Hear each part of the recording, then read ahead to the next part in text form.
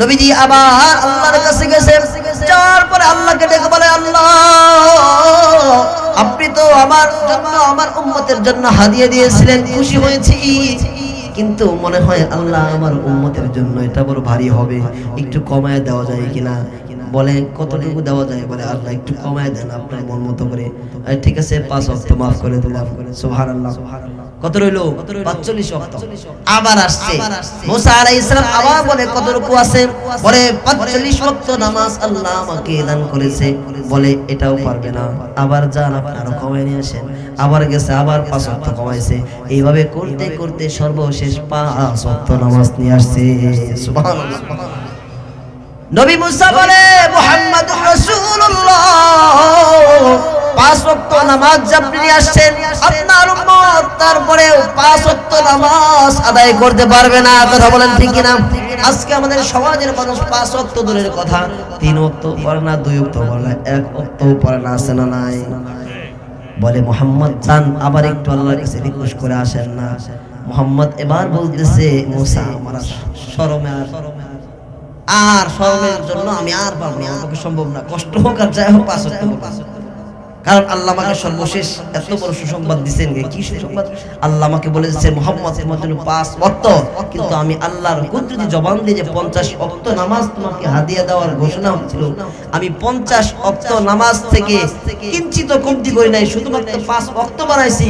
কিন্তু তোমার উম্মত যখন 5 ওয়াক্ত নামাজ পড়বে, আমি আল্লাহ তোমার উম্মতকে 50 ওয়াক্তের নেকি দান করব। সুবহানাল্লাহ।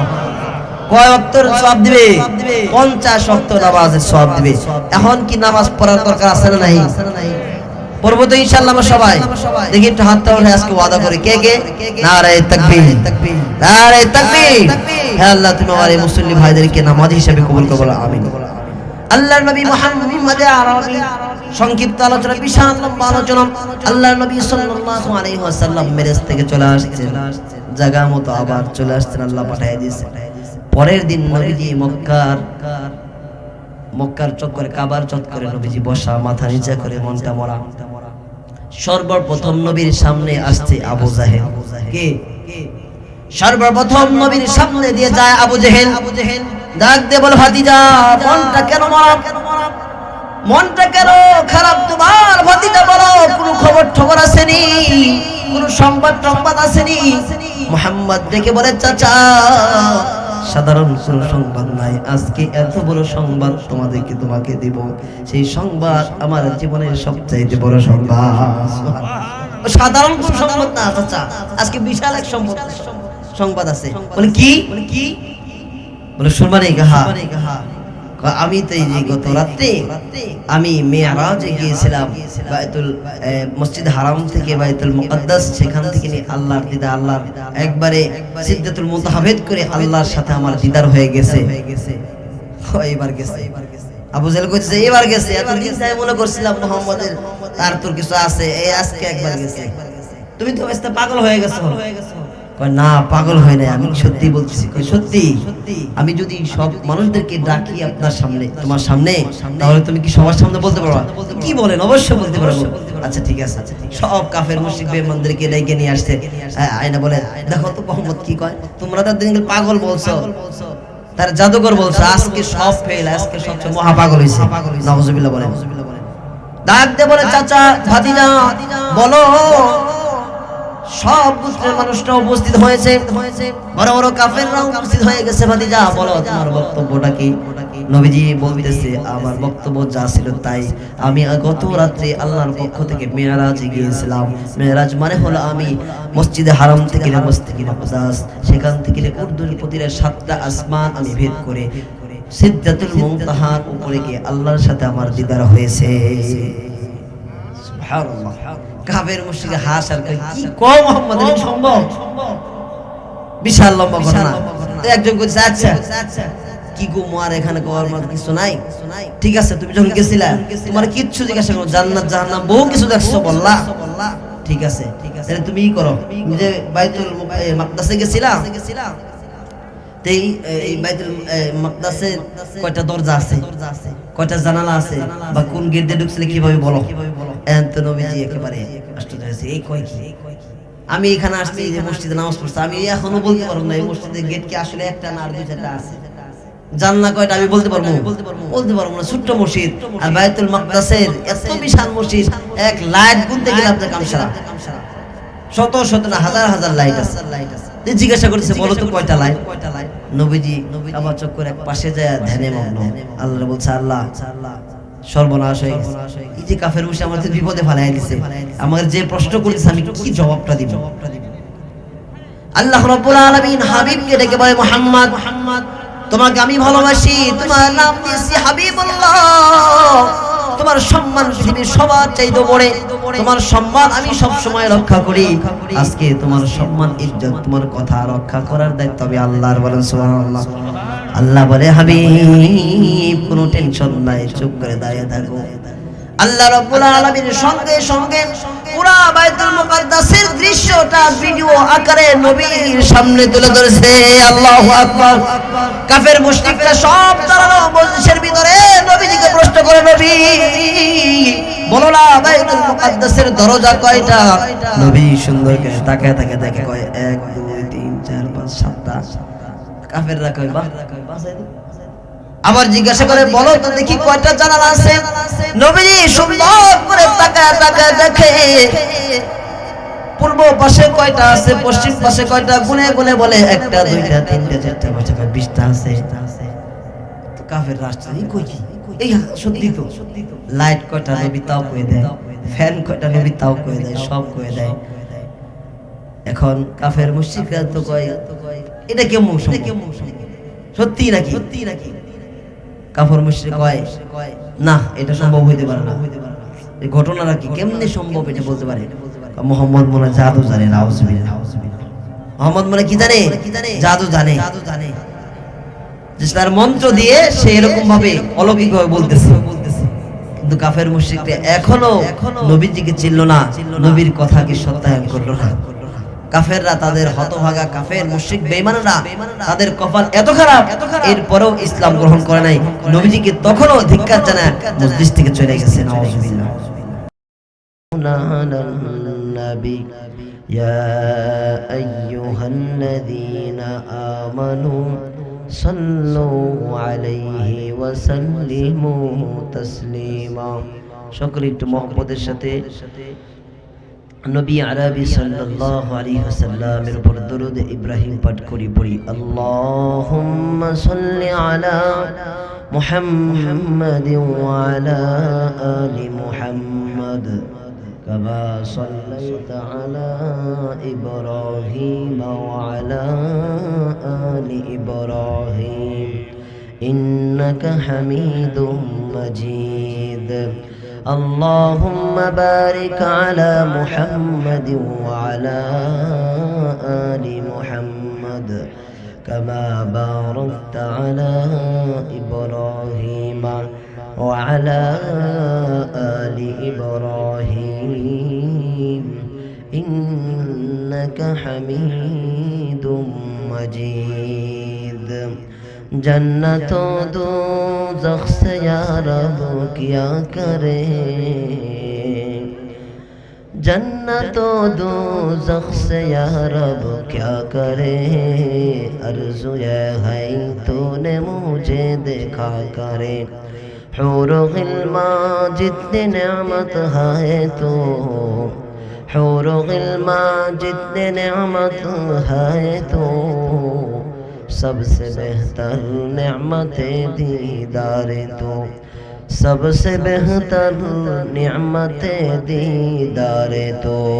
ला इलाहा इल्लल्लाह। मोहब्बते मालिकेर नामेर जिकिर करी, मालिकेर भालोबासा प्रेम हृदये स्थान दिए आवेग निये भालोबासा निये मालिकेर नामेर जिकिर करी। जिकिर करले दिल परिष्कार হয়, কলবে নূর বাড়ে, হৃদয়ে নূর বাড়ে, ঈমানের জ্যোতি বাড়ে। এই জন্য আমরা জিকির করি মালিকের নামে লা ইলাহা ইল্লাল্লাহ, লা ইলাহা ইল্লাল্লাহ।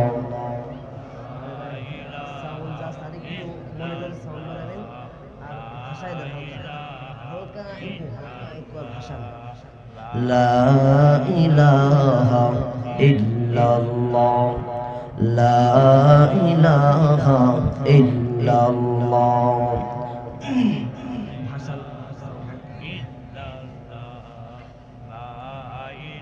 मुहम्मद ने आकर कुफर को मिटाया, कुफर को मिटाकर सदाकत बताया। ला इलाहा इल्लल्लाह ला इलाहा इल्लल्लाह जोरे ला इलाहा इल्लल्लाह।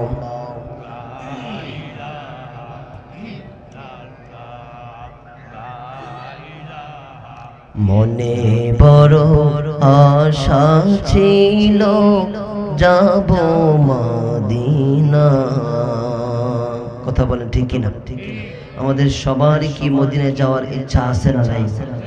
একটু হাতটা জায়গা দেখি কার কার আছে। নারে তাকবীর, নারে তাকবীর। হে কাবার মালিক, তুমি আমার এই মুসল্লি ভাইদেরকে কাবার জন্য কবুল করো, বলেন আমিন। তো আমরা সাথে সাথে আমরা এই সঙ্গীতটা গাইতে পারবো না ইনশাআল্লাহ?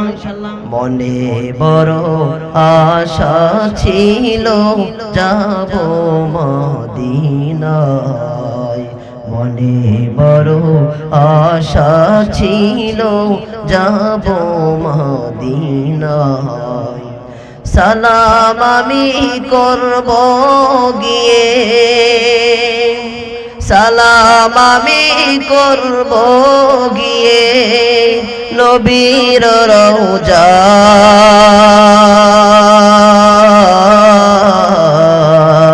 মনে বড় আশা ছিল যাব মদিনায়, মনে বড় আশা ছিল যাব মদিনায়। আরব সাগর পারি দেব নাই যে আমার তোহরি, পাখি নয় যে উড়ে যাব ডানাতে ভর করি। আরব সাগর পারি দেব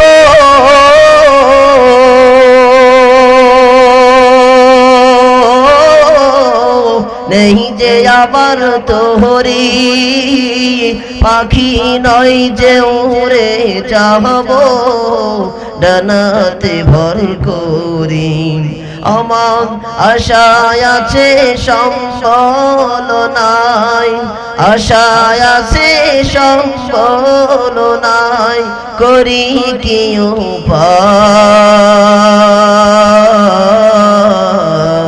উপায়। মনে বড় আশা ছিল যাব মদিনায়, মনে বড় মদিনায়। মদিনা যাইতে পারলাম না, মদিনা দেখতে পারলাম না। আমি অসহায় দাই এত দূরে রই, আমি অসহায় দাই এত দূরে রই, শুধু সালাম জানাই মদিনা যাইতে পারলাম না, মদিনা দেখতে পারলাম না। মদিনা নাম কত সুন্দর,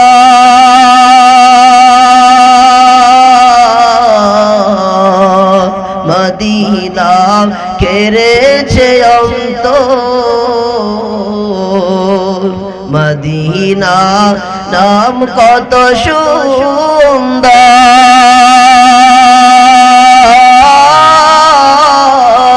মদিনা কেড়েছে অন্তর।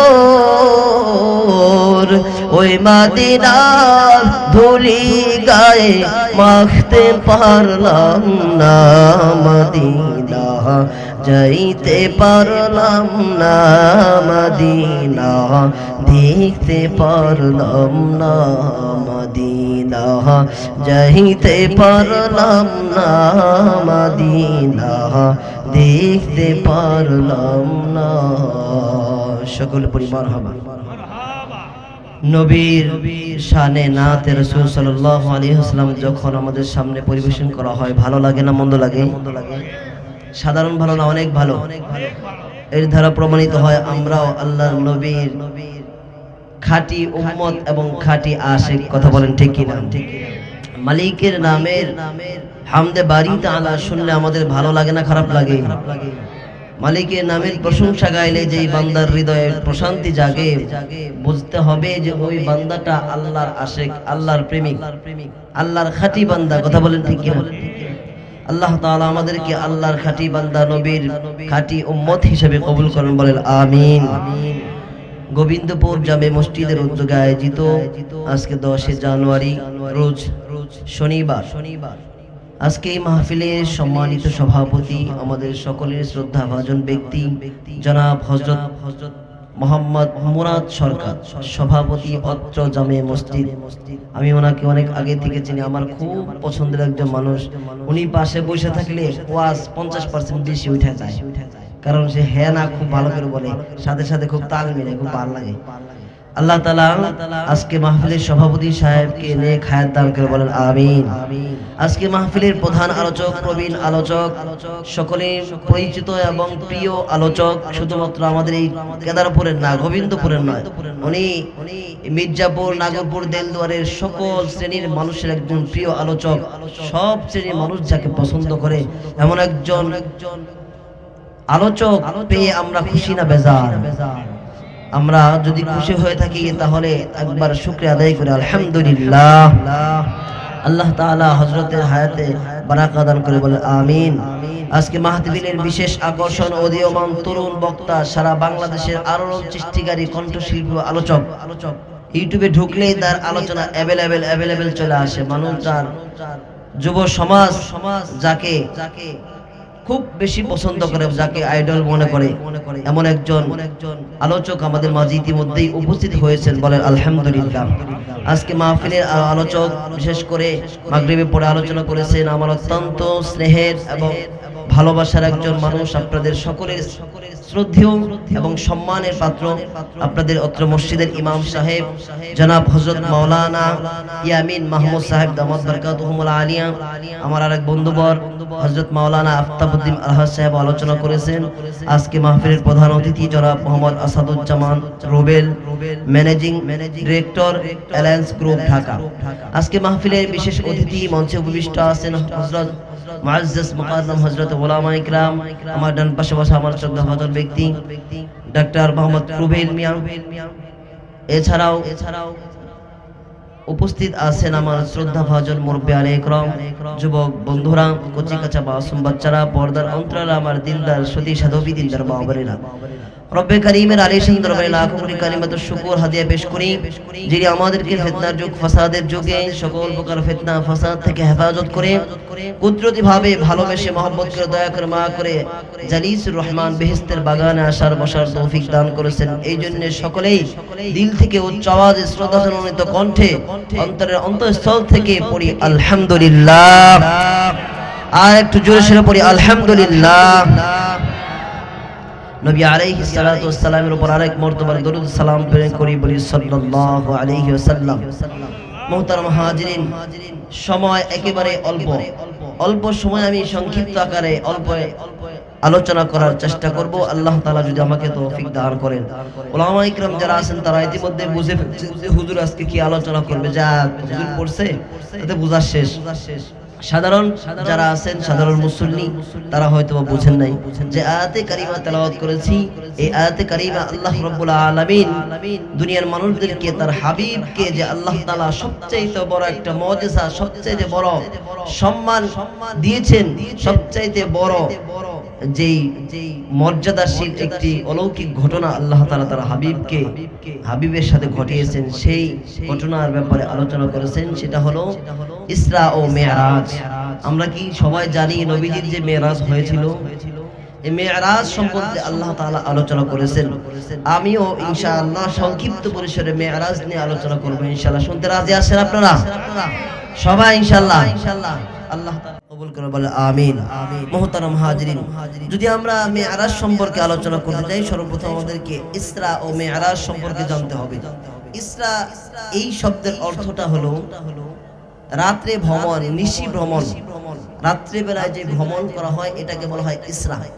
আর মেরাজ হলো বাইতুল মুকাদ্দাস, এখান থেকে নিয়ে উর্দু জগৎ আল্লাহ রাব্বুল আলামিনের কাছে সিদরাতুল মুনতাহা পর্যন্ত, সিদরাতুল মুনতাহা ভেদ করে আল্লাহর নিকটবর্তী যে নবীজি হয়েছেন, এই পুরা ভ্রমণটাকে বলা হয় মেরাজ। সুবহানাল্লাহ।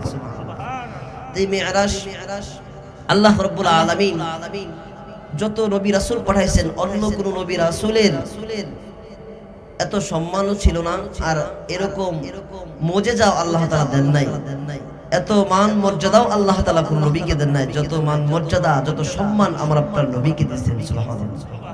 শুধুমাত্র আমার আপনার নবী এই দৌলতের মালিক ছিলেন যে আল্লাহ রাব্বুল আলামিনের দিদার সরাসরি আল্লাহর নবী দুনিয়া থেকে, আল্লাহর পক্ষ থেকে ইনভাইটেড হয়ে আল্লাহর কাছে গিয়ে দিদার লাভ করেছেন। সুবহানাল্লাহ। তো আল্লাহর নবী সাল্লাল্লাহু আলাইহি ওয়াসাল্লাম, তাকে আল্লাহ তাআলা কেন এই মেরাজটা করালেন, আল্লাহর কাছে কেন ডেকে নিলেন, কেন তার দিদার দুনিয়াতে দিলেন, এই ব্যাপারে হাদিসের ভিতরে, হাদিসের কিতাবের ভিতরে আলোচনা আসছে। এর কারণ হলো আল্লাহ রাব্বুল আলামিন যখন 40 বছর পূর্ণ হওয়ার পরে নবীজিকে দ্বীনের দায়িত্ব দিয়ে, কালামুল্লাহ শরীফের মতো মহা গ্রন্থ আল কোরআন দিয়ে, ইসলাম নবীর হাতে দিয়ে যে পৃথিবীতে তুমি ইসলাম কায়েম শুরু করে দেয়, ইসলামের দাওয়াত প্রচার প্রসার, আমি আল্লাহর বরত্ব প্রশংসা মানুষের মাঝে ঘোষণা করতে থাকো, ইসলামের প্রতি মানুষকে আহ্বান করতে থাকো। নবীর কাছে সর্বপ্রথম যখন ওহী আসে, তখন আল্লাহ রাব্বুল আলামিন যে আয়াতে কারিমাগুলো নবীর কাছে পেশ করেছিলেন, সেই আয়াতে কারিমা হলো ইকরা বিসমি রাব্বিকাল্লাযী খালাক, খালাকাল ইনসানা মিন আলাক। সর্বপ্রথম এই আয়াতগুলোর মাধ্যমে ওহী নাজিল হয়। দ্বিতীয়বার যখন নবীর কাছে ওহী নাজিল হয়, তখন নবীজি সাল্লাল্লাহু আলাইহি সাল্লাম অসুস্থ অবস্থায় ছিলেন, জ্বর শরীরের ভিতরে ছিল, এই কারণে নবীজি চাদর পরিহিত অবস্থায় ছিলেন। আল্লাহ তাআলা ওই অবস্থাতে ওহী নাজিল করলেন, জিবরাইলকে পাঠিয়ে দিলেন, যাও আমার বন্ধুর কাছে। আল্লাহ অত্যন্ত মায়া করে, ভালোবেসে, মহব্বত নিয়ে ডাক দিয়ে বললেন, ইয়া আইয়ুহাল মুদাথথির কুম ফাআনদির ওয়া রাব্বাকা ফাকাব্বির। আল্লাহ তাআলা ডাক দিয়ে বলে, হে চাদরওয়ালা হাবিব, কুম ফাআনদির, আপনি সতর্ক হয়ে যান, আপনি সজাগ হন আপনার কওমের ব্যাপারে। আপনার কওমেরা যে জিনিসের, যেই রবের তারা যে উপাসনা করে, যে উপাস্যের উপাসনা করে, তারা যে গায়রুল্লাহকে পূজা করে, এখান থেকে আপনার কওমকে আপনি বিরত রাখুন, তাদের ব্যাপারে আপনি একটু সতর্ক হন।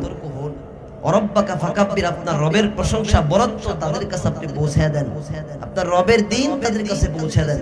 আল্লাহর নবী সাল্লাল্লাহু আলাইহি ওয়াসাল্লাম এই ঘোষণা পাওয়ার পরে তার জান মাল, ফ্যামিলি, সকল সদস্যদের মায়া ত্যাগ করে, গ্রামগঞ্জ ত্যাগ করে তিনি দ্বীন কায়েমের জন্য, দ্বীনের দাওয়াত প্রচারের জন্য, দ্বীন প্রচারের জন্য তিনি সব ছেড়ে চলে গেছেন।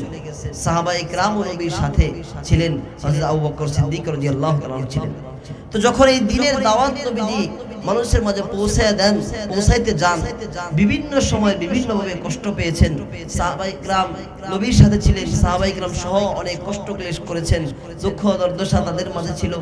নবীজি যখন দাওয়াত দিয়ে যাইতেন, কাফেররা নানান ধরনের তিরস্কার করত, নানান ভাবে গালিগালাজ করত, আঘাত করত, কথা দিয়ে আঘাত করত। এরপরে অনেক সময় অস্ত্রের মাধ্যমে নবীজিকে আঘাত করত। বিভিন্ন সময় বিভিন্ন ভাবে যখন দেখেন কোনোভাবেই নবীজিকে থামানো যাইতেছে না, কোনোভাবেই মুহাম্মদকে দ্বীন প্রচার থেকে থামানো যাইতেছে না, এই দ্বীন প্রচারটা বন্ধ করে দেওয়ার জন্য, দ্বীনের আলো নিভিয়ে দেওয়ার জন্য কুরাইশরা নবীজি সাল্লাল্লাহু আলাইহি ওয়াসাল্লাম এই মিশনকে বন্ধ করে দেওয়ার জন্য নবুয়াতের 70 বছর তাদেরকে এরকম ভাবে একটা সামাজিক বন্ধক দেন। তাদের সামাজিক বন্ধক দিয়ে দেন এবং তাদেরকে একটা উপত্যকায়, একটা পাহাড়ি উপত্যকায় তাদেরকে এরকম ভাবে আবদ্ধ করে রাখা হয়। তাদের কোনো সামাজিকতার সুযোগ দেওয়া হয় না, সমাজের কোনো সুযোগ সুবিধা তাদেরকে দেওয়া হয় নাই। তো যখন সেখানে দেওয়া হয়, নবীজি সহ সাহাবায়ে কেরাম, অনেক মহিলা সাহাবী আছে, পুরুষ সাহাবী আছে এবং বাচ্চা কাচ্চারাও আছে, তাদের পানি সহ খাবার দাবারের কোনো কিছু তাদেরকে দেওয়া হয় না, সব বন্ধ করে দেওয়া হয়েছে। বড় কঠিন মুহূর্তে তারা বসবাস করতেছে।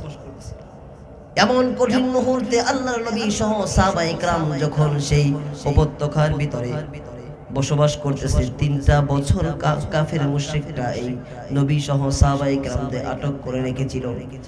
3টা বছর নবীজি সহ সাহাবায়ে কেরামকে আটক করে রাখা হয়। পাহাড়ি উপত্যকার ভিতরে তাদেরকে আটক করে রাখে, কোনো সামাজিক যোগাযোগ করার জন্য সুযোগ দেয় না, ব্যবসা বাণিজ্য কোনো কিছু করার জন্য সুযোগ দেয় না, খাবার দাবারের কোনো ব্যবস্থা নাই, কোনো ধরনের ভালো মন্দ সুযোগ সুবিধা তাদেরকে দেওয়া হয় না, আটক করে রাখা হয়েছে। এমনও সাহাবী আছে সেখানে ছোট ছোট বাচ্চাগুলো তাদের কোলে, ছোট ছোট বাচ্চাগুলো কোলের ভিতর আছে, বাচ্চারা কান্না করে ক্ষুধার তাড়নায়, বাচ্চারা বেহুশ হয়ে আছে, বাচ্চাদের চেঁচামেচি পাহাড়ি উপত্যকায় চারদিকে ছড়িয়ে পড়ছে। মক্কা নগরীর চতুর্দিকে সাউন্ড আসতেছে, অমুক পাহাড়ি উপত্যকায় মুসলমানদের সন্তানেরা এরকম ভাবে ক্ষুধার তাড়নায় চিৎকার করতেছে। শুধু বাচ্চারা নয়, বড় বড় সাহাবায়ে কেরাম নবীজি সহ সবাই কষ্টের ভিতরে জীবন যাপন করে। খাবার দাবারের কোনো ব্যবস্থা নাই, পানির কোনো ব্যবস্থা নাই। সাহাবায়ে কেরাম নবীজি সহ সবাই এমন অবস্থার ভিতরে জীবন যাপন করতেছে। তারা সবাই খাবার দাবার না পেয়ে গাছের পাতাগুলো ছিঁড়ে ছিঁড়ে, পাতাগুলো সিদ্ধ করে করে খাবার খেয়ে তাদের জীবন কাটায়। তাদের বাচ্চাগুলো তো গাছের কাঁচা পাতাগুলোকে তাদের বাচ্চাদেরকে খাইতে দেয়। এমনই ভাবে তাদের দুঃখ কষ্টের ভিতরে তাদের জীবন কাটতেছে। 3টা বছর চলে যায়। আল্লাহ রাব্বুল আলামিনের কাছে নবীজি হাতটা বাড়ায় প্রার্থনা করে, আল্লাহ তোমার দ্বীনের রাহবার হিসাবে আমাকে পাঠাইলাম, তোমার দ্বীনের জিম্মাদারি আমাকে দিছো, এই কারণে এত কষ্ট ক্লেশ আমাদের করতে হয়। ওগো মালিক, তুমি কি আমাদের নুসরত করবে না? তুমি কি আমাদের সাহায্য সহযোগিতা করবে না? আল্লাহ রাব্বুল আলামিনের কাছে নবীজি প্রার্থনা করে, সাহাবায়ে কেরাম প্রার্থনা করে। এমনই ভাবে আরো অনেক অনেক দুঃখ কষ্ট তাদের উপর চলে আসছে। নবীজি সাল্লাল্লাহু আলাইহি ওয়াসাল্লাম যখন মক্কা ছেড়ে তায়েফের দিকে গমন করতেছেন, তায়েফে যাওয়ার পরে যখন কাফেরদের সামনে নবীজি সাল্লাল্লাহু আলাইহি ওয়াসাল্লাম দিন প্রচারের জন্য তাদেরকে দাওয়াত দিতে গেলেন, তারা তো দিন গ্রহণ করলো না, ইসলাম গ্রহণ করলো না, বরঞ্চ নবীজির উপরে আক্রমণের সীমা আরো 1000 গুণে বাড়াইয়া দিল। নাউজুবিল্লাহ। নবীজি যে রাস্তা দিয়ে যায়, তায়েফে যে বাদশা ছিল তাদের মধ্য থেকে বখাটে ছেলেদেরকে ভাড়া করে নেওয়া হয়, তাদেরকে হুকুম করা হয় মুহাম্মদ যে রাস্তা দিয়ে যায় সেই রাস্তার চারদিকে দাঁড়িয়ে থাকবা, ছোট ছোট পাটকান নিয়ে পাথর নিয়ে দাঁড়িয়ে থাকবা। মুহাম্মদ যখন রাস্তা দিয়ে যায় তখন মুহাম্মাদের মাথা বরাবর ঢিল মেরে দিবা। নাউজুবিল্লাহ। সেই বখাটে ছেলেরা নবীজি মুহাম্মাদুর রাসূলুল্লাহ যখন রাস্তা দিয়ে যায়, হেঁটে হেঁটে যায়, যে মুহাম্মদ নিষ্পাপ নবী, যে নবী শরীরের উপরে মশা মাছি বসা পর্যন্ত হারাম ছিল, মশা মাছি পর্যন্ত নবীর শরীরে বসতে সাহস পাইল না, সেই নবীজির উপরে কাফের মুশরিকরা বেঈমানেরা পাথর নিক্ষেপ করে নবীজিকে রক্তাক্ত করে ফেলেছে। নবীর জুতা মুবারক পায়ের সাথে লেগে গেছে। আল্লাহ রাব্বুল আলামিন কি দেখে না? মালিক দেখে। আমার প্রিয় হাবিব, পৃথিবীতে কত নবী রাসূল পাঠাইলাম, সব নবীরা আমাকে ভালোবাসে, এই জন্যে এক এক নবীর এক একটা নাম দিলাম। ইব্রাহিমের নাম খলিলুল্লাহ, মুসা কালিমুল্লাহ, ঈসা রূহুল্লাহ নাম দিলাম, কিন্তু আমার নবীর নাম দিয়েছি আমি হাবিবুল্লাহ। এর মানে আমি আল্লাহ নিজে আমার হাবিবকে ভালোবাসি। আল্লাহু আকবার। আল্লাহ বলে আমি আমার হাবিবকে ভালোবাসি, সাধারণ ভালোবাসি না, অনেক অনেক ভালোবাসি, সব মাখলুকের চাইতে বেশি ভালোবাসি। আল্লাহু আকবার। আল্লাহ বলে যখন এই ভালোবাসার পাত্র মুহাম্মাদের উপর আক্রমণ চালায়, আমি আল্লাহর কলিজায় সহ্য হয় না। আস্তে আস্তে নবীর উপর আক্রমণের অবস্থা বাড়তেছে, আক্রমণ বাড়তেছে, নানা দিকে নবীর উপর নির্যাতন করে। আল্লাহ বলেন এই যে কষ্ট ক্লেশ আমার হাবিব করেছে দিন প্রচারের জন্য, কোরআনের প্রচারের জন্য, কোরআনটাকে দুনিয়ায় জিন্দা করার জন্য যে কষ্ট করেছে, মায়ের খেয়েছে, গালি খেয়েছে, বকাবাজি খেয়েছে, আমি এই জন্য আমার হাবিবকে সান্ত্বনা দেওয়ার জন্য আমি নবীকে আমার কাছে ডেকে নিয়ে আসেছি। সুবহানাল্লাহ।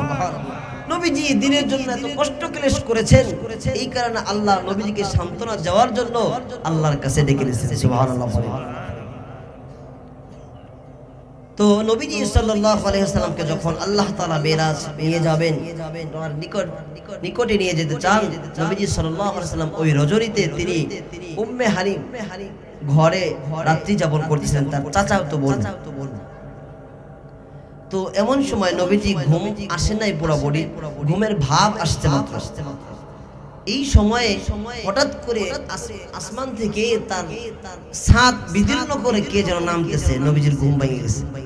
আসমানের দিকে তাকায় দেখে জিব্রাইল ফেরেশতার আগমন। সুবহানাল্লাহ। নবীজি আশ্চর্য হয়ে গেছে, ঘটনা কি? জিব্রাইল তো আমার কাছে দুই একবার আসে নাই, কতবার আল্লাহর পক্ষ থেকে জিব্রাইল আসছে, এর কোনো সংখ্যা নাই, গণনা আমার কাছে নাই। কোনদিন জিব্রাইল কোনদিন আমার ছাদ ভেদ করে আসে নাই, দরজা ভেদ করে দরজা ভেঙেও আসে নাই, জানালা দিয়েও আসে নাই, দেওয়াল ভেদ করেও আসে নাই। সব সময় সাধারণ মানুষের মতো আমার দরজা দিয়ে, খোলা দরজা দিয়ে প্রবেশ করে আমার সামনে আসছে। নবীজি বলে আজকে কি হয়ে গেল? জিব্রাইল কেন ছাদ ভেদ করে আসমান থেকে সরাসরি আমার কাছে আসছে? অবশ্যই এর একটা কারণ আছে। নবীজি সাল্লাল্লাহু আলাইহি ওয়াসাল্লাম ভেবে বের করলেন, যেহেতু আমার আসমান ছাদটা বিদীর্ণ হয়ে আমার কাছে আসছে, আজকে নিশ্চয় আমার আল্লাহর পক্ষ থেকে আসমানের প্রতিটা দরজা আমার জন্য খুলে যাবে। সুবহানাল্লাহ। জিব্রাইল আসছে, তার সাথে ইসরাফিল, তার সাথে আছে মিকাইল, দুইজন ফেরেশতা নিয়ে জিব্রাইল তিনজন নবীর কাছে আসছে। নবীজি সাল্লাল্লাহু আলাইহি ওয়াসাল্লামকে ডেকে ডেকে উঠাইছে। উঠানোর পরে জিব্রাইল আলাইহিস সালাতু ওয়াস সালাম সহ তাকে মসজিদে হারামে নিয়ে গেছে। মসজিদে হারামে নিয়ে যাওয়ার পরে সেখানে আল্লাহর পক্ষ থেকে ফেরেশতা জিব্রাইল, তার সাথে আরো সহযোগী দুইজন ফেরেশতা ইসরাফিল, দুইজন ফেরেশতা নবীজিকে নিয়ে হাতিমে কাবার ভিতরে নিয়ে গেছে। নবীজিকে শোয়ায়া নবীজির দেহ মুবারক ফেরে ফেলছে, একেবারে আলাদা করছে, যেরকম আমাদের সমাজে ওপেন হার্ট সার্জারি করা হয়, হয় কিনা?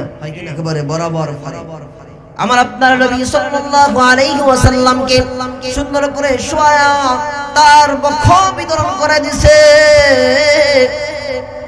যত কলিজা ছিল ভিতরে যা ছিল সব কিছু বের করে একটা পাত্রের ভিতরে রেখেছে, সব কিছু জমজমের পানি দ্বারা পবিত্র করে ধুয়ে সুন্দর করে রাখছে, এবং একটা স্বর্ণের পাত্রে রাখা হিকমত এবং ঈমান, একটা নূর জাতীয় একটা বস্তু আল্লাহর পক্ষ থেকে জান্নাতি পেয়ালায় এনে সেটা নবীর দেহের ভিতরে, কলিজার ভিতরে ঢোকায়া আবার তার সব কিছু ভিতরে দিয়ে আবার সুন্দর পোড়া করে সেলাই করে সুন্দর করে দিয়েছে। আল্লাহু আকবার।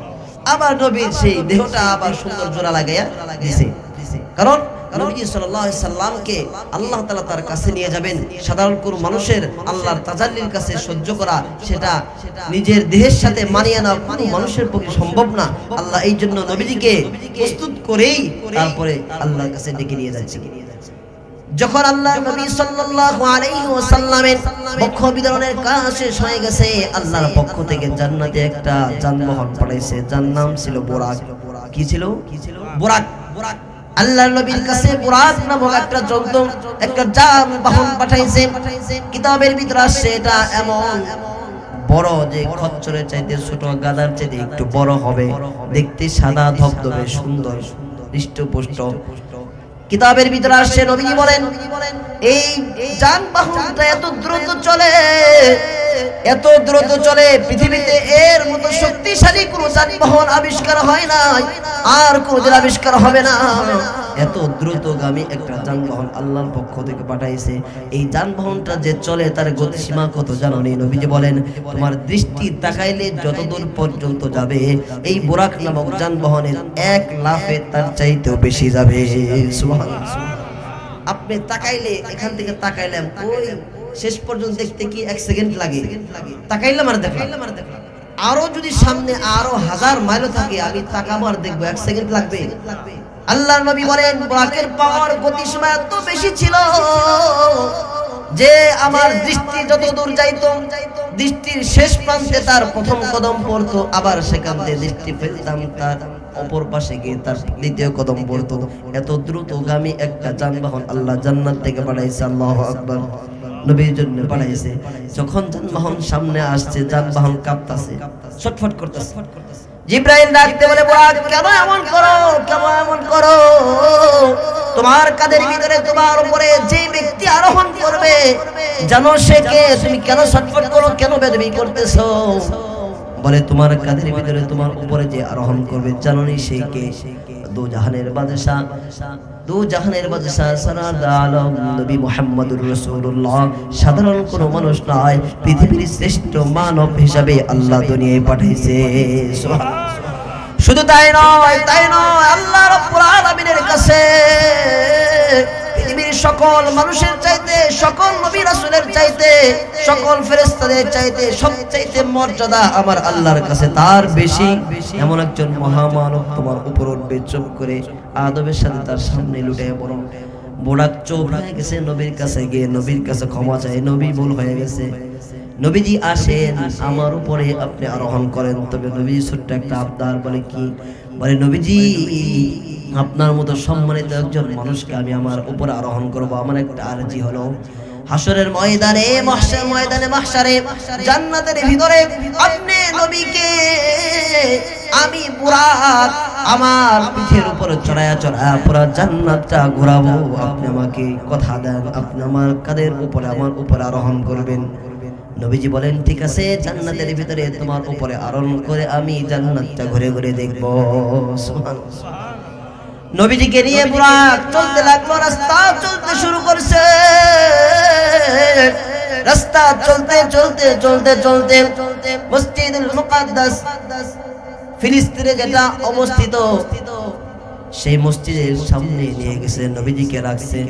যাওয়ার পরে দেখে অনেক হাজার হাজার যানবাহন একটা খুঁটির মধ্যে বাঁধা। সুবহানাল্লাহ। নবীজির যানবাহন বুরাকটাও সেখানে বাঁধা হলো। নবীজিকে নিয়ে যাওয়া হলো মসজিদুল আকসায়, বাইতুল মাকদিসের ভিতরে নবীজিকে নিয়ে যাওয়া হলো। গিয়ে দেখে এখানে শুধু একজন মানুষ না, হাজার হাজার মানুষ। শুধু হাজার হাজার মানুষ নয়, পৃথিবীর শ্রেষ্ঠ শ্রেষ্ঠ দামি দামি সব মানুষের আগমন সেই মসজিদুল মাকদিসে। সুবহানাল্লাহ। গিয়ে দেখে নবীজি, হাজার হাজার নবী রাসূল আল্লাহর পক্ষ থেকে যারা দুনিয়া আসছে, সব নবীদের আগমন সেই মসজিদের ভিতরে। বলেন সুবহানাল্লাহ। শুধু তাই নয়, যত ফেরেশতা আল্লাহ বানাইছে ফেরেশতারাও সেই মসজিদের ভিতরে উপস্থিত, সবাই দাঁড়িয়ে আছে অপেক্ষামান, প্রধান অতিথি আসবে। আল্লাহু আকবার। নবীজি প্রধান অতিথির আসন গ্রহণ করবেন। নবীজি গেছেন, সবাই তাকে আছেন। আজকে এই যে এখানে আমরা দাঁড়াইলাম সারিবদ্ধভাবে, কে আজকের এই নামাজের ইমামতি করবে? সবাই তাকে আছে, কে আজকে এই নামাজের ইমামতি করবে? সব নবীরা তাকে আছে, সব নবীরা খালি তাকিয়ে করে, কে আজকে নামাজের ইমামতি করবে? জিবরাইল আলাইহিস সালাতু ওয়াস সালাম নবী মুহাম্মদের হাতটা ধরে বলে, মুহাম্মদ, আজকে এই বিশাল মসজিদ, বিশাল জামাতের ইমামতির জন্য আমার আল্লাহ আদেশ করেছে আপনাকে। আল্লাহু আকবার। মুহাম্মদকে জিবরাইল হাতটা ধরে সামনে দিয়েছে। মুহাম্মদুর রাসূলুল্লাহ হাজার হাজার নয়, লক্ষ লক্ষ নবীদের সামনে গিয়ে, লক্ষ লক্ষ ফেরেশতাদের সামনে গিয়ে, সবার সামনে ইমামতির জায়গায় দাঁড়িয়ে নামাজ শুরু করে দিয়েছে। একামত শেষ, নবী মুহাম্মদ নামাজ শেষ করে, নামাজ 2 রাকাত নামাজ সেখানে সকল আম্বিয়া কেরামের সাথে নবীজি আদায় করছে। নবীজি ইমাম, এই জন্য আল্লাহর নবীকে ইমামুল মুরসালিন বলে। সুবহানাল্লাহ বলবেন না? ইমামুল মুরসালিন, সকল নবীদের ইমাম কে? ইমাম মানে কি? নেতা না? আপনাদের এই মহল্লার ইমাম সাহেব, ইমাম ইয়ামিন মাহমুদ আপনাদের নেতা, আপনারা মানেন আর না মানেন, আল্লাহর পক্ষ থেকে নেতা। তাকে কি আপনারা যত বড় নেতাই হন, ওনাকে ছোট্ট মানুষ সম্মান করেন কি করেন না? অবশ্য সম্মান করেন। আপনার টাকা পয়সা ধন সম্পদের অভাব নাই, আপনাকে দেখে এলাকার সবাই ভয় পায়, কিন্তু আপনি ইয়ামিন সাহেবের দিকে ভয় পান। কথা বলেন ঠিক না? আল্লাহ বলে আমার নবী মুহাম্মদকে আমি ভালোবাসি, এই জন্য হাবিবুল্লাহ নাম দিয়েছি। আর আমি যাকে ভালোবাসি তার সম্মান সাধারণ সম্মান নয়, এত সম্মান আমি আল্লাহ দিছি। পৃথিবীতে যত সম্মানিত নবী আমি পাঠাইলাম, রাসূল পাঠাইলাম, সকল নবী রাসূলের ইমাম বানায়া সবার উপরে আমার হাবিবের সম্মান দিয়ে দিছি। সুবহানাল্লাহ। নামাজ শেষ হয়ে গেছে, বাইতুল মাকদিসের মধ্যে নামাজের জামাত শেষ হয়ে গেছে। হযরত ইব্রাহিম, হযরত মুসা, হযরত সুলাইমান আলাইহিস সালাতু ওয়াস সালাম সহ এক একজন নবীর নিয়ামতের কথা বর্ণনা করে বিশাল বিশাল খুতবা প্রদান করতেছে। আল্লাহ ইব্রাহিমকে কি কি সম্পদ দিছে, কি কি নিয়ামত দিছে, কি কি বৈশিষ্ট্য ইব্রাহিমকে দিছে, ইব্রাহিম আলাইহিস সালাতু ওয়াস সালাম খুতবার মাধ্যমে পেশ করে, মুসা আলাইহিস সালাতু ওয়াস সালাম খুতবার মাধ্যমে পেশ করে, ঈসা আলাইহিস সালাতু ওয়াস সালাম, হযরত সুলাইমান আলাইহিস সালাতু ওয়াস সালাম, এভাবে নবীরা এক একজন করে সবার আল্লাহর পক্ষ থেকে যাকে যে নিয়ামত দিছে সব কিছু বর্ণনা করতেছে খুতবা আকারে। সর্বশেষ নবী আরবি মুহাম্মদুর রাসূলুল্লাহ, তাকে আল্লাহর পক্ষ থেকে যে নিয়ামত দান করেছে সেই নিয়ামতের কথা তিনি খুতবার মাধ্যমে পেশ করলেন। এরপরে হযরত ইব্রাহিম আলাইহিস সালাতু ওয়াস সালাম আখেরি ভাষণ দাঁড়িয়ে বলে, তোমরা এখানে যারা উপস্থিত আছো নবী, যত নবী রাসূল আছো, তোমাদের কত গুণ আমরা শুনলাম। অমুক নবীর এত গুণ, অমুক নবীর চেহারা এত সুন্দর, অমুক নবীর কণ্ঠ এত সুন্দর, অমুক নবীকে আল্লাহ এত এমন এমন বৈশিষ্ট্য দিয়েছে, অমুক নবীকে আল্লাহ এত বড় কিতাব দান করেছে। কিন্তু কোথায় তোমাদের সব গুণাবলী, সব কিতাবাদি, সব কিছু নবী মুহাম্মাদের কাছে তুচ্ছ। নবী মুহাম্মাদের সব মর্যাদা সবার উপরে। ইব্রাহিম বলে, বিহাদা আফজালুকুম মুহাম্মদ, এই জন্যই তো মুহাম্মদ তোমাদের সবার চাইতে উপরে। সুবহানাল্লাহ বলেন। ইব্রাহিম ঘোষণা করে দিলেন, আজকে থেকে মুহাম্মাদুর রাসূলুল্লাহ আফজালুকুম মুহাম্মদ তোমাদের মধ্যে সবার চেয়ে উত্তম নয়, পৃথিবীর সকল মাখলুকের চাইতে মুহাম্মাদের মর্তবা সবার উপরে। বলেন না সুবহানাল্লাহ। হযরত জিবরাইল আলাইহিস সালাতু ওয়াস সালাম সাথে সাথে নবীর সামনে একটা দুধের পেয়ালা নিয়ে আসলেন, শরাবের পেয়ালাও নিয়ে আসলেন, নবীজির সামনে পেশ করলেন। নবীজি সাল্লাল্লাহু আলাইহি ওয়াসাল্লাম দুইটার মাঝখান থেকে জিবরাইল বলে, আপনার যেটা ইচ্ছা খান। নবীজি সাল্লাল্লাহু আলাইহি ওয়াসাল্লাম পরহেজগারি দেখেন, শরাব না খেয়ে নবীজি দুধের পেয়ালা পান করলেন। সুবহানাল্লাহ। এর দ্বারা বোঝা গেল যে খারাপ জিনিস খাওয়া যাবে না, ভালো জিনিস, ভালো সব সময় ভালোটা গ্রহণ করা, মন্দ জিনিস থেকে বিরত থাকা। নবীজিকে সেখান থেকে আবার উর্দু জগতের দিকে নিয়ে যাওয়া হলো। জিবরাইল আলাইহিস সালাতু ওয়াস সালাম প্রথম আসমানে নিয়ে যায়। প্রথম আসমানে গেটের ভিতরে যে দারওয়ান জিবরাইলকে সালাম দিয়ে বলে, এ দারওয়ান, গেটটা খুলে দাও। জিজ্ঞাসা করা হয়, আপনি কে? বলে, আমি জিবরাইল। বলে, আপনার সাথে যুবকটাকে? জিবরাইল বলে, আমার সাথে যেই যুবকটার নাম মুহাম্মদ, আখিরি জামানার নবী। ডাক দিয়ে বলা হয়, জিবরাইল, আপনার সাথে মুহাম্মদ, তাকে কি আল্লাহর পক্ষ থেকে আসার জন্য অনুমতি দেওয়া হয়েছে নি? জিবরাইল বলে, হ্যাঁ, আমাদেরকে সহ আপনার ভিতরে প্রবেশ করার জন্য আল্লাহর পক্ষ থেকে অনুমোদন দেওয়া হয়েছে।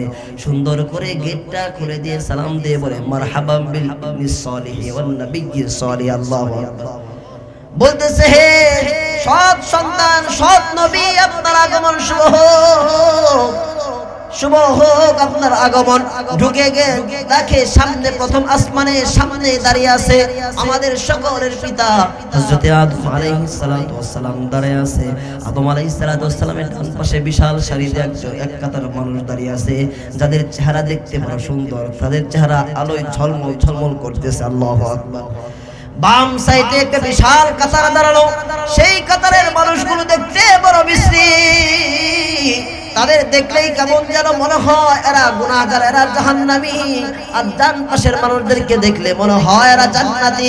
জিজ্ঞাসা করা হয়, জিব্রাইল বলো এ কি ঘটনা? ডান পাশের মানুষ কারা? আবার আদম আলাইহিস সালাম ডান পাশের মানুষদেরকে দেখে হাসে, আর ডান পাশের মানুষদেরকে দেখে বড় খুশি হয়ে যায়। বাম পাশের মানুষের দিকে তাকায়া আদম নবী বেজার হয়ে যায়, কান্নায় বিভোর হয়ে যায়। বলে, জিব্রাইল বলো বলো এমন ঘটনা কেন? জিব্রাইল বলে, নবীজি ডান পাশের মানুষগুলো হলো জান্নাতি আর বাম পাশের মানুষগুলো জাহান্নামী। আল্লাহু আল্লাহ। দ্বিতীয় আসমানে উঠছে, তৃতীয় আসমানের ঘটনা পরি সংক্ষিপ্ত করে দিয়ে হুজুর চলে আসবেন। তৃতীয় আসমানে গিয়ে হযরত ইউসুফ আলাইহিস সালাতু ওয়াস সালামের সাথে দেখা। আল্লাহর নবী সাল্লাল্লাহু আলাইহি ওয়াসাল্লামকে ডাক দিয়ে বলে, জিব্রাইল নবীজি এই যে লোকটা দেখে তার নাম হলো হযরত ইউসুফ নবী, আপনি তাকে সালাম করেন। নবীজি সালাম করে ডাক দিয়ে বলে, জিব্রাইল এই যে কি সেই ইউসুফ যাকে আল্লাহ সবচাইতে বেশি সৌন্দর্য দান করছে, পৃথিবীর অর্ধেক সৌন্দর্য আল্লাহ ইউসুফকে দান করছে। সুবহানাল্লাহ বলেন। আল্লাহ নবী বলেন, এই কি এমন সুন্দর ইউসুফ যাকে আল্লাহ অর্ধেক সৌন্দর্য দিয়েছে? হ্যাঁ সেই ইউসুফ। বলে, ইয়া রাসূলুল্লাহ আপনি কি আফসোস করেন নাকি? কি এর ইউসুফের সৌন্দর্য, আল্লাহ আপনাকে এমন সৌন্দর্য দান করেছে হাজার ইউসুফ আপনার সামনেও কোনো টাইম নাই। আল্লাহু আকবার। কেমন নবী আল্লাহ দান করেছে, চেহারা এত মায়া, চেহারা এত সুন্দর, দেখলেই প্রাণ ভরে যায়, দেখলেই মনটা ভরে যায়। এত সুন্দর টকটকে লালচে লালচে চেহারা আমার নবী দিয়েছে। জিব্রাইল বলে, আপনাকে দেখলে যে প্রশান্তি পাবে দুনিয়ার মানুষ ইউসুফকে দেখলেও পাবে না। এরপরে পরের আসমানে করতে করতে সপ্তম আসমানে যখন চলে যায়, ইব্রাহিম আলাইহিস সালাতু ওয়াস সালাম দাঁড়িয়ে আছে। জিব্রাইল বলে, এই হলো আপনার জাতির পিতা ইব্রাহিম, আপনি সালাম করেন। সালাম করার পরে ইব্রাহিম বলে, মুহাম্মাদুর রাসূলুল্লাহ সাল্লাল্লাহু আলাইহি ওয়াসাল্লাম আপনার উম্মতদেরকে আমার পক্ষ থেকে আপনার উম্মতদেরকে সালাম জানা দিয়ে, কারণ আপনার উম্মতটা হলো পৃথিবীর সকল নবীর উম্মতের চাইতে দামি। বলেন আল্লাহু আকবার। ইব্রাহিম নবী প্রথম কথা বলেন, নবী সিল্লি উম্মাকা মিন্নি সালাম, আপনার উম্মতদেরকে আমি ইব্রাহিমের পক্ষ থেকে সালামটা জানিয়ে দিয়ে। সুবহানাল্লাহ। ইব্রাহিম নবী আমাদেরকে সালাম দিবেন। সুবহানাল্লাহ। তিনটা কথা নবীজি সাল্লাল্লাহু আলাইহি ওয়াসাল্লাম, লম্বা কথার ভিতরে যাব না। হযরত ইব্রাহিম আলাইহিস সালাতু ওয়াস সালাম একাধিক আলোচনা নবীর সাথে করেছেন। এরপরে জিব্রাইল বলেন, নবীজি আমার এই পর্যন্তই শেষ, আমি সাইলেন্ট, আমার আর ক্ষমতা নাই উপরে যাওয়ার, কারণ এখন হলো সিদরাতুল মুনতাহা। সিদরাতুল মুনতাহা একটা বৃক্ষ, এটাকে বলা হয় সর্বশেষ বৃক্ষ, মানে এটা হলো আসমানের সর্বশেষ, এর উপরে যাওয়ার পৃথিবীর আর কোন মানুষের জেহেন জাকাত এর উপরে যাওয়ার কোনো সুযোগ নেই। এর উপরে কি আছে কোন মানুষের মেধায় ধরবেই না। এই পর্যন্ত জিব্রাইল বলে, আমি আর এই পর্যন্তই শেষ, আর যাইতে পারবো না। ওখান থেকে আবার আল্লাহ রাব্বুল আলামিনের পক্ষ থেকে রফরফ নামক একটা যানবাহন নবীজিকে দিয়ে উঠায় সেখান থেকে তার উপরে নিয়ে যাওয়া হয়। এরপরে আল্লাহ তাআলা তাকে সেই সিদরাতুল মুনতাহা উপরে নিয়ে তার সাথে সাক্ষাৎ দিদার লাভ হয়। আল্লাহ রাব্বুল আলামিন তাকে জান্নাত জাহান্নাম সব কিছু দেখান এবং আমাদের জন্য নবীজিকে সান্ত্বনা স্বরূপ এবং হাদিয়া স্বরূপ 50 ওয়াক্ত নামাজ দান করেন। বলেন কয় ওয়াক্ত? 50 ওয়াক্ত নামাজ দান করেন। বলেন আলহামদুলিল্লাহ। এটা নবীজিকে হাদিয়া দান করছে। নবীজি সাল্লাল্লাহু আলাইহি ওয়াসাল্লাম 50 ওয়াক্ত নামাজ নিয়ে চলে আসতেছে। প্রতিমধ্যে হযরত মূসার সাথে দেখা। নবী মূসা বলে, মুহাম্মদ আল্লাহর সাথে সাক্ষাৎ করলেন, কত সৌভাগ্য আপনার, আপনার মালিক আপনাকে কত ভালোবাসে। ওগো মুহাম্মদ আপনাকে কি হাদিয়া দিল? মুহাম্মদ বলে, মূসা আল্লাহ আমাকে বিশাল একটা হাদিয়া দিয়েছে, আমার উম্মতের জন্য সৌভাগ্য। এটা কি দিয়েছে? কয় 50 ওয়াক্ত নামাজ আমাকে হাদিয়া দিয়েছে। সুবহানাল্লাহ।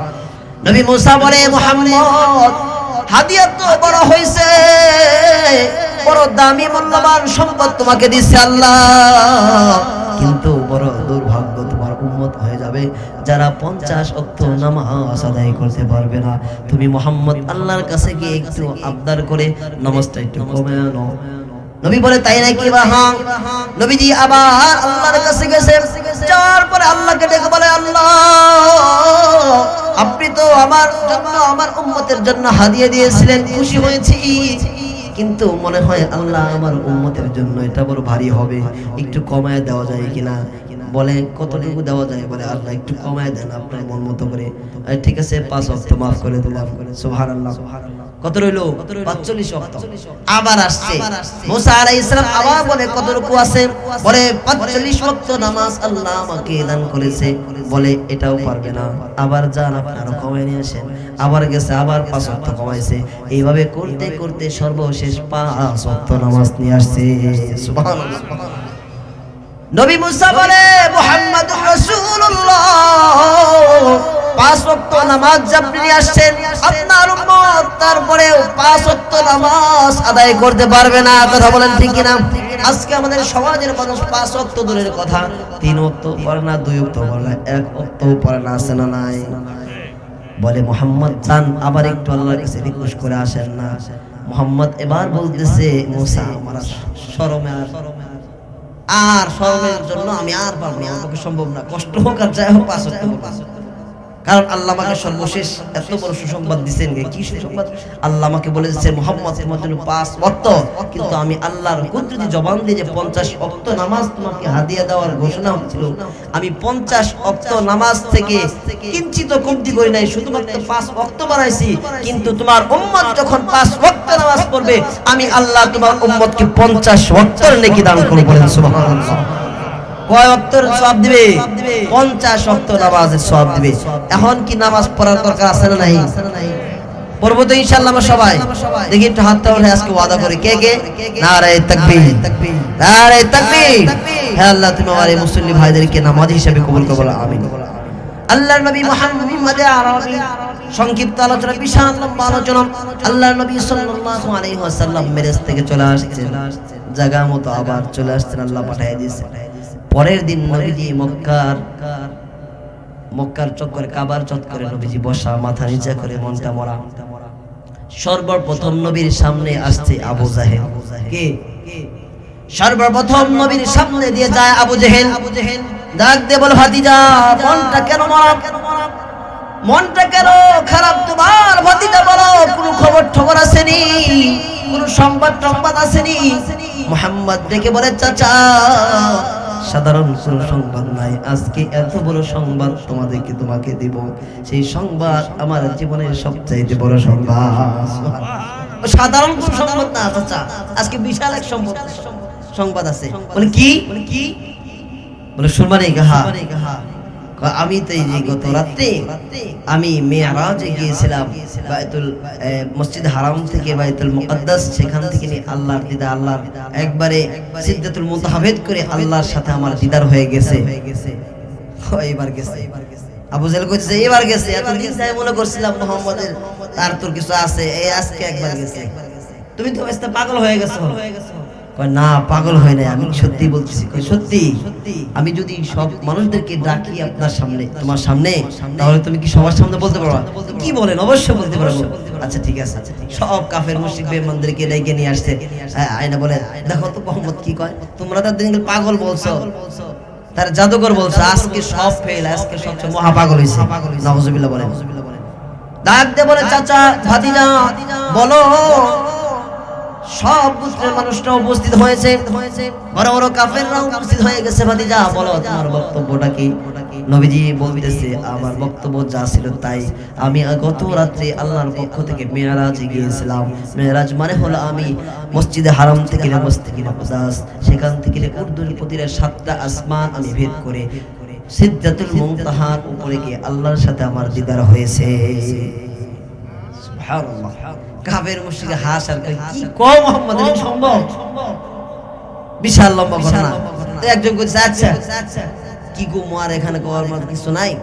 ঠিক আছে, তুমি যখন গেছিলা তোমার কিচ্ছু জিজ্ঞাসা করো, জান্নাত জাহান্নাম বহু কিছু দেখছো বললা, ঠিক আছে তাহলে তুমি কি করো, যে বাইতুল মাকদাসে গেছিলা, এই বাইতুল মাকদাসে কয়টা দরজা আছে, কয়টা জানালা আছে, বা কোন গেট দিয়ে ঢুকছিলে কিভাবে বলো। তো নবীজি একেবারে আশ্চর্য হয়েছে, এই কয় কি, আমি এখানে আসছি যে মসজিদে নামাজ পড়ছি, আমি এখনো বলতে পারবো না এই মসজিদের গেট কি আসলে একটা না আর দুই চারটা আছে, জানলা কয়টা আমি বলতে পারবো না, ছোট্ট মসজিদ। আর বাইতুল মাকদাসের এত বিশাল মসজিদ, এক লাইট গুনতে গেলে আপনার কাম সারা, শত শত না হাজার হাজার লাইট আছে। জিজ্ঞাসা করছে বলো তো কয়টা লাইট? নবীজি আবার চোখ করে এক পাশে যায় ধ্যানে মগ্ন, আল্লাহ বলছে আল্লাহ সর্বনাশ হয়ে গেছে, এই যে কাফের মুশরিক আমাদের বিপদে ফেলাই দিছে, আমাদের যে প্রশ্ন করেছে আমি কি জবাবটা দিব? আল্লাহ রাব্বুল আলামিন হাবিবকে ডেকে বলে, মুহাম্মদ তোমাকে আমি ভালোবাসি, তোমার নাম দিয়েছি হাবিবুল্লাহ, তোমার সম্মান পৃথিবীর সবার চাইতে বড়, তোমার সম্মান আমি সব সময় রক্ষা করি, আজকে তোমার সম্মান ইজ্জত তোমার কথা রক্ষা করার দায়িত্ব আমি আল্লাহর। বলেন সুবহানাল্লাহ। আল্লাহ বলে হাবিব কোনো টেনশন নাই, চুপ করে দাঁড়িয়ে থাকো। আল্লাহ রাব্বুল আলামিনের সঙ্গে সঙ্গে পুরা বাইতুল মুকাদ্দাসের দৃশ্যটা ভিডিও আকারে নবীর সামনে তুলে ধরেছে। আল্লাহু আকবার। কাফের মুশরিকরা সব দাঁড়ানো মজলিসের ভিতরে নবীজিকে প্রশ্ন করে, নবী বলো না বাইতুল মুকাদ্দাসের দরজা কয়টা? নবী সুন্দর করে তাকায় তাকায় দেখে কয় 1 2 3 4 5 7টা। কাফেররা কয় বাহ, আবার জিজ্ঞাসা করে বলো তো দেখি কয়টা জানালা আছে? নবীজি সুন্দর করে তাকায় তাকায় দেখে পূর্ব পাশে কয়টা আছে, পশ্চিম পাশে কয়টা, গুনে গুনে বলে 1টা 2টা 3টা 4টা 5টা 20টা আছে। তো কাফের রাষ্ট্র এই কই কি, এই সত্যি তো লাইট কয়টা নবী তাও কই দেয়, ফ্যান কয়টা নবী তাও কই দেয়, সব কই দেয়। এখন কাফের মুশরিকরা তো কয় এটা কেমন সম্ভব, সত্যি নাকি? কাফের মুশরিক কয় না এটা সম্ভব হইতে পারে না, এই ঘটনাটা কি কেমনে সম্ভব এটা বলতে পারে? মুহাম্মদ মনে জাদু জানে, নাউজুবিল্লাহ। মুহাম্মদ মনে কি জানে? জাদু জানে, যে তার মন্ত্র দিয়ে সে এরকম ভাবে অলৌকিক ভাবে বলতেছে। কিন্তু কাফের মুশরিকরা এখনো নবীজিকে চিনল না, নবীর কথাকে সত্যায়ন করলো না। কাফেররা তাদের হতভাগা কাফের মুশরিক বেঈমানরা তাদের কপাল এত খারাপ, এরপরেও ইসলাম গ্রহণ করে নাই, নবীজিকে তখনও ধিক্কার জানায় মজলিস থেকে চলে গেছে। নাউজুবিল্লাহ। এই ছিল সংক্ষিপ্ত, একেবারে সংক্ষিপ্ত বিশাল আলোচনা। এই আলোচনা করে 4-5 ঘন্টা সর্বনিম্ন লাগার তো জুমার বয়ানে পরে 1 মাস চলে যায় ইমাম সাহেব। তো যাই হোক এই সংক্ষিপ্ত পরিসরে আমরা আপনাকে আমি মেরাজের আলোচনা শোনাইতে চেষ্টা করলাম যতটুকু পেরেছি। ভুল বেয়াদবিগুলো ক্ষমা করবেন, আল্লাহ তাআলা আমাকে ক্ষমা করে দেন। যা আলোচনা শোনা হলো আল্লাহ তাআলা এর মধ্য থেকে যে সমস্ত বিষয়গুলো গ্রহণ করার মতো গ্রহণ করার তৌফিক দান করুন। আল্লাহ রাব্বুল আলামিন অন্ততপক্ষে আমাদেরকে যে আলোচনা আমরা এখান থেকে মূল যে বিষয়টা আল্লাহর হাবিবকে 50 ওয়াক্ত নামাজ দান করেছেন, কথা বলেন ঠিক কিনা? সেখান থেকে কমাইতে কমাইতে 5 ওয়াক্ত দিয়েছেন এবং এই 5 ওয়াক্তের মর্যাদা আল্লাহ 50 ওয়াক্তের সমানই রেখেছেন। এই দামি মূল্যবান আল্লাহর নবীকে আল্লাহ তাআলা উপঢৌকন দিয়েছেন, শুধু নবীকে না আমাদেরকেও দিয়েছেন। তো এই 5 ওয়াক্ত নামাজ কি আমাদের রক্ষা করতে হবে কিনা? 5 ওয়াক্ত নামাজ আদায় করতে হবে কিনা? তো এই একটা মেসেজই আমরা অন্তত আজকে গ্রহণ করি যে মেরাজে গিয়ে আল্লাহ তাআলা তার হাবিবকে ডেকে নিয়ে তাকে হাদিয়া স্বরূপ 5 ওয়াক্ত নামাজ দিয়েছেন। আমাদের 5 ওয়াক্ত নামাজ অবশ্যই অবশ্যই পড়তে হবে, কথা বলেন ঠিক কিনা? আমরা ইনশাআল্লাহ 5 ওয়াক্ত নামাজ জামাতের সাথে আদায় করব তো ইনশাআল্লাহ। আল্লাহ তাআলা আমাদের সবাইকে 5 ওয়াক্ত নামাজ জামাতের সহিত আদায় করার তৌফিক দান করুন। বলেন আমিন। ওয়া আখিরি দাওয়ানা আলহামদুলিল্লাহি রাব্বিল আলামিন। আসসালামু আলাইকুম ওয়া রাহমাতুল্লাহি ওয়া বারাকাতুহু।